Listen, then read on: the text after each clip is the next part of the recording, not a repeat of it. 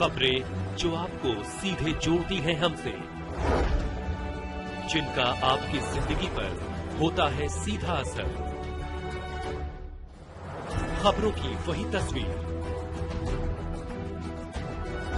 बिना बदले बिना डरे, जज्बा सच का लिए, सच दिखाते हैं।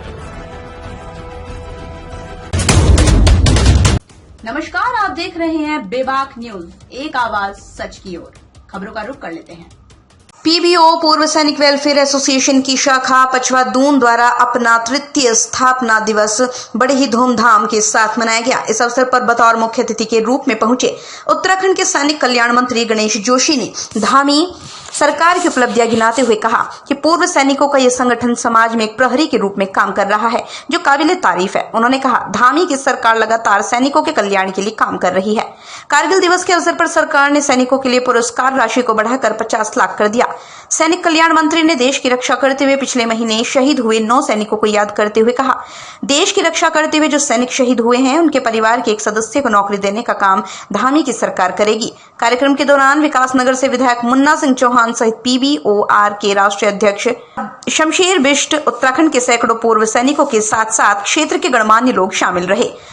कार्यक्रम का शुभारंभ मुख्य अतिथि द्वारा दीप प्रज्वलन कर किया गया। पूर्व सैनिक वेलफेयर एसोसिएशन की शाखा विकासनगर के अध्यक्ष भूपेंद्र डोगरा द्वारा एसोसिएशन की कार्यप्रणाली पर प्रकाश डाला। कार्यक्रम में पहुंचे शहीदों के परिजनों को शॉल ओढ़ाकर सम्मानित किया गया। इस अवसर पर स्कूली बच्चों द्वारा सांस्कृतिक कार्यक्रमों का सुंदर आयोजन किया गया।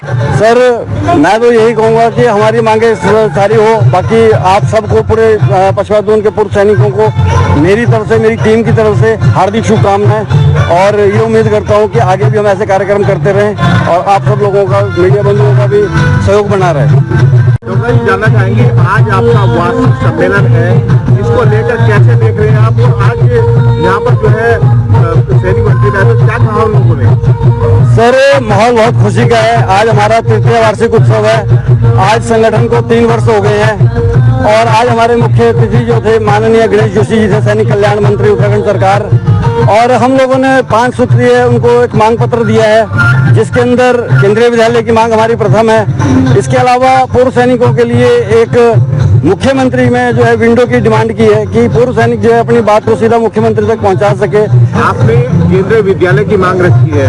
एक केंद्रीय विद्यालय हरदपुर में है, जिसको जो तिब्बती मूल के लोग हैं उनको सौंप दिया गया है। तो एक तो समझ रहा, दूसरे की मांग कैसे मानते? सर, जो केंद्रीय विद्यालय आप बात कर रहे हैं तिब्बती मूल का है, उसमें नॉर्मल आम आदमी को जो है या पूर्व सैनिक के बच्चों को एडमिशन नहीं मिल पा रहा है, जिस वजह से केंद्रीय विद्यालय की यहाँ पे सख्त जरूरत है। या फिर जो आप केंद्रीय विद्यालय की बात कर रहे हैं, उसके अंदर एडमिशन सबके लिए फ्री हो जाना चाहिए कि पूर्व सैनिकों के बच्चे या सरकारी जो भी उनके बच्चे हैं वो वहाँ पे एडमिशन ले सकें, तो वो हमें मान्य होगा। सैनिकों का क्या बोलना चाहिए? देखिए, ये मेरे लिए फख्र की बात है। देश के प्रहरी के रूप में देश की सीमा और रक्षा करने के बाद ये पूर्व सैनिक एसोसिएशन विकासनगर एक सामाजिक जिम्मेदारी को भी निभा रहा है। मैं पिछले कई वर्षों से इनके कार्यक्रम में आ रहा हूँ। इनके केंद्रीय संघ के जो केंद्रीय अध्यक्ष उनके कार्यक्रम में पिछले कई वर्षों से जा रहा हूँ, क्योंकि जहाँ ये समाज के प्रहरी के रूप में काम कर रहे हैं, वहाँ पूर्व सैनिकों के हितों की लड़ाई को भी ये लड़ रहे हैं। और आज हमारी चाहे दिल्ली की सरकार हो, चाहे प्रदेश की पुष्कर सिंह धामी की सरकार हो, लगातार सैनिकों के कल्याण के लिए हम काम कर रहे हैं। अभी हमने कारगिल दिवस पर जो एकमुश्त पुरस्कार राशि, सम्मान राशि दी जाती है, उसको बढ़ाकर हमने 50 लाख कर दिया। हमने जो देश की सीमा पर जवान शहीद होते हैं, क्योंकि देश की सेना का 17.5% की पूर्ति हमारा छोटा सा राज्य करता है। देश की रक्षा करने वाला हर 5वां सैनिक हमारे उत्तराखंड से होता है। हमने सुनिश्चित किया है, क्योंकि पिछले 1 महीने के अंदर 9 से अधिक जवान हमारे शहीद हुए हैं।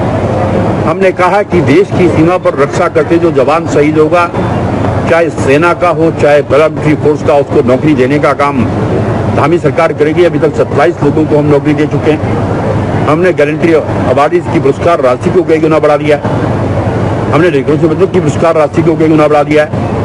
हमने हमारे जो ब्लॉक प्रतिनिधि हैं, जो सैनिकों के बीच में काम करते हैं, मानदेय हम बढ़ाने जा रहे हैं। लगातार सैनिकों के कल्याण के लिए सरकार काम कर रही है और इन शहीदों के सम्मान में एक विशाल सैन्य धाम गुनिहाल गांव में बनकर तैयार हो गया है लगभग, जिसमें पूरे प्रदेश के 1734 शहीदों के आंगन की मिट्टी हम लेकर आए हैं, 28 नदियों का जल हम लेकर आए हैं। उसमें सभी शहीदों के चित्र विवरण के साथ उसमें होंगे। भारत की सेना में 2 सैनिकों की पूजा होती है, बाबा हरभजन सिंह और बाबा जसवंत सिंह, उसके मंदिर उसमें हैं। और देश के पहले सीडीएस जो अचानक हमें छोड़कर चले गए, जिन्होंने कहा था कि चाइना व पाकिस्तान एक बार हमला करें तो हमारी सेना लड़ने में सक्षम है, उनके नाम पर जो द्वार है उसके नाम पर होगा। और कहने का तात्पर्य है कि आज जितनी सुविधाएं सैनिकों को इस सरकार में मिल रही हैं, ये अपने आप में एक इतिहास है और आगे भी हम सैनिकों के कल्याण के लिए काम करेंगे, क्योंकि ये वीरों की भूमि है, राष्ट्रभक्तों की भूमि। पचौतन क्षेत्र में जो है केंद्रीय विद्यालय की मांग उठ रही है। देखिए, आज एक मांग पत्र मुझे दिया गया है, मैं यहाँ के स्थानीय विधायक जी के साथ मिलकर हमारी कोशिश होगी, क्योंकि क्षेत्र में कोई भी विद्यालय नहीं है, एक सैनिक कल्याण का कार्यालय यहाँ पर खोलने जा रहे हैं। अन्य मांगों पर भी हम विश्वास दिलाते हैं, उनके सैनिकों के साथ में हम खड़े हैं।